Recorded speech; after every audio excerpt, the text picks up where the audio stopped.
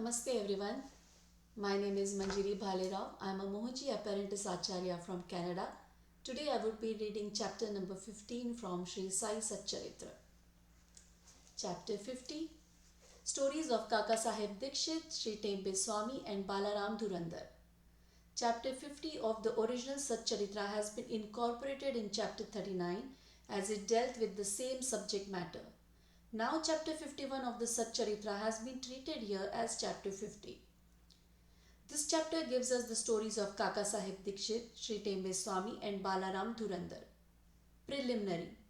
Victory be unto Sai, who is the mainstay of the Bhaktas, who is our Sadguru, who expounds the meaning of the Gita and who gives us all powers. O Sai, look favorably on us and bless us all. The sandalwood trees grow on the Malaya mountains and ward off heat. The clouds pour their rainwater and thereby cool and refresh all the people. The flowers blossom in the spring and enable us to worship God therewith. So the stories of Sai Baba come forth in order to give solace and comfort to the readers. Both those who tell and those who hear the stories of Baba are blessed and holy. It is a well-established fact that though we try hundreds of means or sadhanas, we do not attain the spiritual goal of our life unless a Sadguru blesses us with his grace. Hear the following story in illustration of this statement. Kaka Saheb Dikshit, 1864 to 1926. Mr. Hari Sitaram alias Kaka Saheb Dikshit was born in 1864 in Vadnagara Nagar in a Brahmin family at Khandwa, Central Province. His primary education was done at Khandwa, Hinganghat and secondary education at Nagpur. He came to Mumbai for higher education and studied first at the Wilson College and then in the Elphiston College. After graduation in 1883, he passed his LLB and solicitor's examinations and then served in the firm of the government solicitors, Messrs. Little and Co. and then after some time started a solicitor's firm of his own. Before 1909, Sai Baba's name was not familiar to Kaka Saheb, but after that he soon became his great devotee. While he was staying at Lonavala, he happened to see his old friend Mr. Nana Saheb Chandorkar. Both spent some time in talking about many things. Kaka Saheb described to him how while he was boarding a train in London, he met with an accident in which his foot slipped and was injured. Hundreds of remedies gave him no relief. Nana Saheb then told him if he wished to get rid of the pain and lameness of his leg, he should go to see his Sadguru Sai Baba. He also gave him all the particulars of Sai Baba and mentioned to him Sai Baba's dictum. I draw to me my man from far off or even across the seven seas, like a sparrow with a string fastened to his feet. He also made it clear to him that if he was not Baba's man, he would not be attracted to him and give darshan. Kaka Saheb was pleased to hear all this and said to Nana Saheb that he would go to see Baba, see him and pray to him to cure not so much of his lame leg, but bring round his lame fickle mind and give him eternal bliss. Sometime after, Kaka Saheb went to Ahmednagar and stayed with Sardar Kaka Saheb Mirikar in connection with securing votes for a seat in the Mumbai Legislative Council. Mr. Bala Saheb Mirikar, son of Kaka Saheb Mirikar, who was a Mamlatdar of Kopargaon, also came at that time to Ahmednagar in connection with a horse exhibition there. After the election business was over, Kaka Saheb Dikshit wanted to go to Shirdi and both the Mirikars, fathers and son, were also thinking about a fit and proper person as a guide with whom he should be sent there. There Sai Baba was arranging things for his reception. Shama got a telegram from his father-in-law at Ahmednagar stating that his wife was seriously ill and that he should come to see her with his wife. Shama with Baba's permission went there and saw his mother-in-law and found her improving and better. Nana Saheb Panse and Appa Saheb Gadri happened to see Shama on their way to the exhibition and they told him to go to Mirikar's house, see Kaka Saheb Dikshit there and take him to Shirdi along with him. Kaka Sahib Dikshit and the Mirikers were also informed of Shama's arrival. In the evening, Shama came to Mirikers, who introduced him to Kaka Sahib. They arranged that Shama should leave for Kopargaon and Kaka Sahib by the 10 o'clock night train. After this was settled, a curious thing happened. Bala Sahib Mirikar threw aside the veil or covering on Baba's big portrait and showed the same to Kaka Sahib.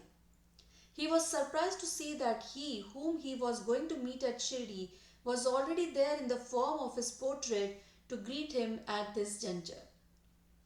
He was much moved and made his prostration before the portrait. This portrait belonged to Megha.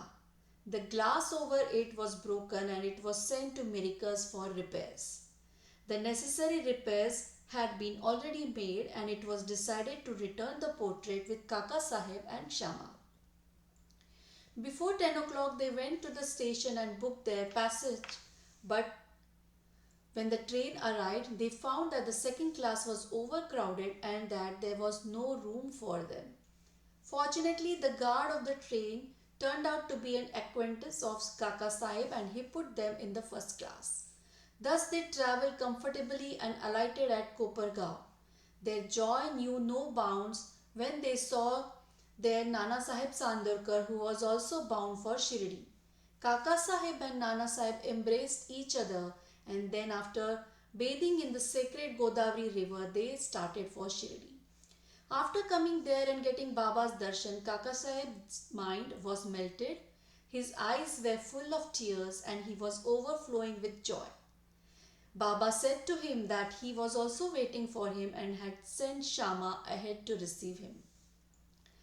Kaka Sahib then passed many happy years in Baba's company.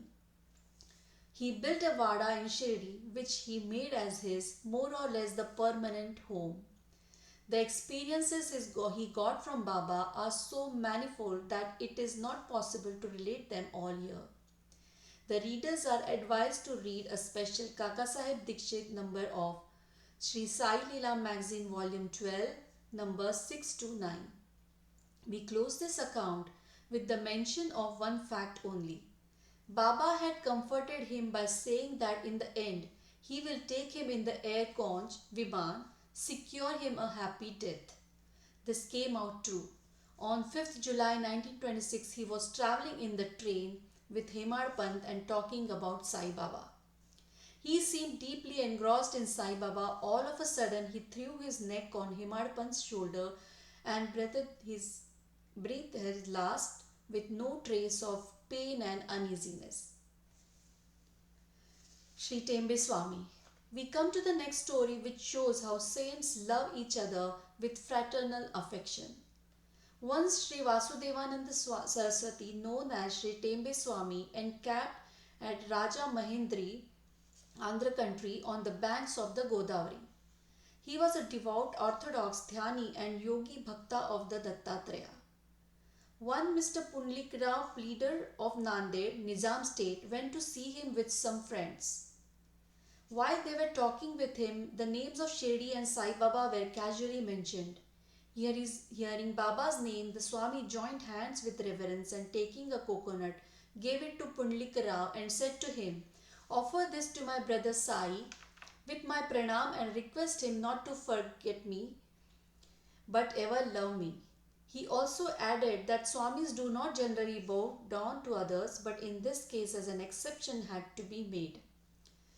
Mr. Pundlik Rao consented to take the coconut and his message to Baba. The Swami was right in calling Baba a brother, as he maintained an Agnihotra, sacred fire, day and night in his orthodox fashion. Baba too kept his Agnihotra, Dhuni, ever burning in the masjid.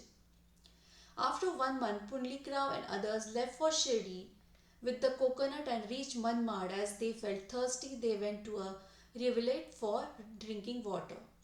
As water should not be drunk on an empty stomach, they took out some refreshment. Chivda, flattened rice mixed with spice. The chivda tasted most pungent, and in order to soften it, as someone suggested, broke the coconut, mixed its scrapings with it. Thus, they made the chivda more tasty and palatable. Unfortunately, the coconut turned out to be the same that was entrusted to Pundlikarao. As they neared Shirdi, Pundlikarao remembered the trust, the coconut, and was very sorry to learn that it was broken and consumed. He came to Shirdi and saw Baba. Baba had already received a wireless message regarding the coconut from Tembe Swami and himself asked Pundlikarao first to give the thing sent by his brother. He held fast Baba's feet and confessed his guilt and negligence, repented and asked for Baba's pardon. He offered to give another fruit as a substitute, but Baba refused to accept it, saying that the worth of that coconut was far more than that of ordinary one and that it could not be replaced by another.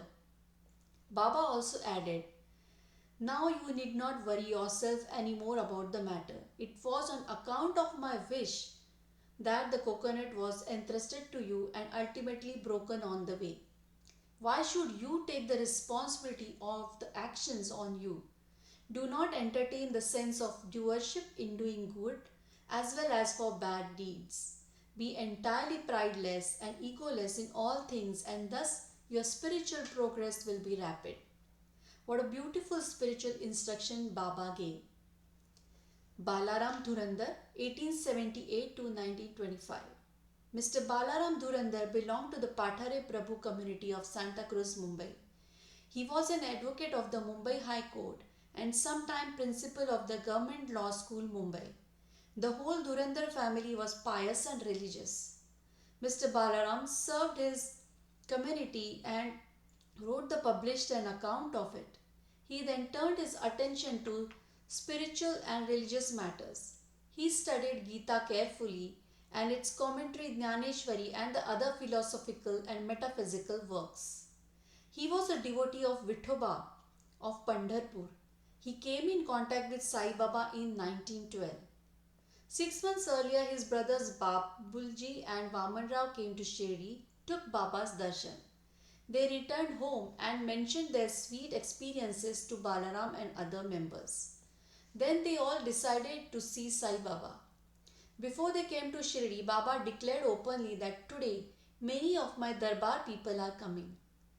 The Dhurandhar brothers were astonished to hear this remark from Baba from others, as they had not given any previous intimation of their trip. All other people prostrated themselves before Baba and sat talking with him. Baba said to them, "These are my Darbar people whom I referred to before," and said to the Dhurandhar brothers, "We have been with each other for last 60 generations." All the brothers were gentle and modest. They stood with joined hands and looked at Baba's feet. All the sattvic emotions such as tears, choking, etc. moved them and they were all happy. Then they went to their lodging, took their meals and after taking a little rest, again came back to the masjid.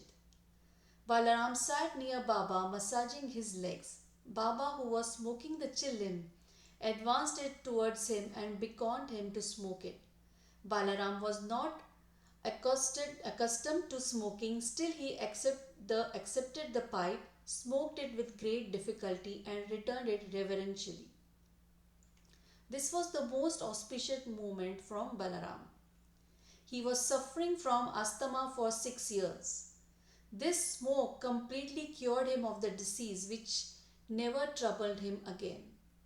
Some 6 years later, on a particular day, he again got an attack of asthma.